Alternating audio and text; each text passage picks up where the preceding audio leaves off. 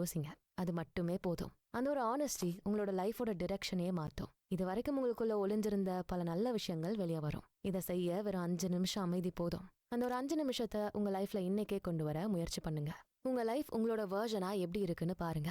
அடுத்து 3வது step, breakup with your old habits. முதல் 2 ஸ்டெப்பையுமே சக்சஸ்ஃபுல்லா செஞ்சு முடிச்சிட்டீங்கன்னா 3வது விஷயம் ரொம்ப ஈஸியா தெரியும். உங்ககிட்ட இருக்க தேவையில்லாத கெட்ட பழக்கங்கள்ல இருந்து உங்களை நீங்களே வெளிக்கொண்டு வரணும்.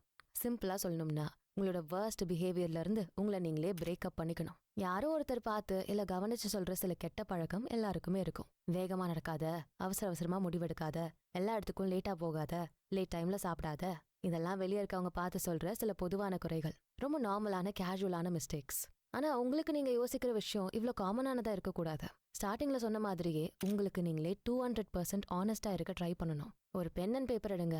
இப்ப கேட்க போற 3 கேள்விகளுக்கான உண்மையான பதில்களை எழுதுங்க. நம்பர் 1, உங்களோட திறமையை குறைக்கிற, உங்களை அண்டர் எஸ்டிமேட் பண்ற 3 பேட் ஹேபிட்ஸ். நம்பர் 2, உங்களோட எனர்ஜியை கம்ப்ளீட்டா ட்ரெயின் பண்ண வைக்கிற 3 இடம். நம்பர் 3, உங்களுக்கு நீங்களே சொல்லிக்கிற பொய்கள், சமாதானம், எக்ஸ்கியூசஸ், சாக்குப்போக்கு எது வேணா இருக்கலாம். Procrastination, laziness, carelessness.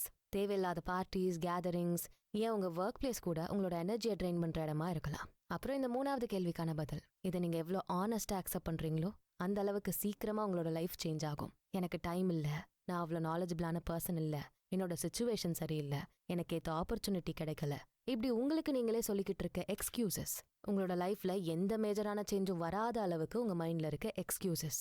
அது சரி, இத எழுதிட்டு இந்த பேப்பர் என்ன செய்யணும்? இப்பதான் முக்கியமான இடம். ஒரு தமிழ் சினிமால இந்த சீனை நீங்க பாத்திருப்பீங்க. தன்னோட எக்ஸ் லவரோட போட்டோவை கிழிச்சு அதை எரிச்சு ஃபிளஷ் பண்ணிடுவாரு அந்த ஹீரோ. உடனே அவருக்குள்ள அது வரைக்கும் இருந்த அந்த சோகமான ஃபீல் மாறி ஒரு புது ஃபீலிங் உருவாகும். அதே மாதிரி தான் இப்போ நீங்களும் செய்ய போறீங்க. அந்த பேப்பரை எரிக்கலாம், இல்ல சுக்கலா கிழிச்சு போடலாம், என்ன வேணா பண்ணலாம். ஆனா அந்த பேப்பரை கம்ப்ளீட்டா டெஸ்ட்ராய் பண்ணிருங்க. இதை ஏன் செய்யறோம் தெரியுமா? எண்ணங்கள் மாதிரியே வார்த்தைகளுக்கும் அதிக பவர் இருக்கு.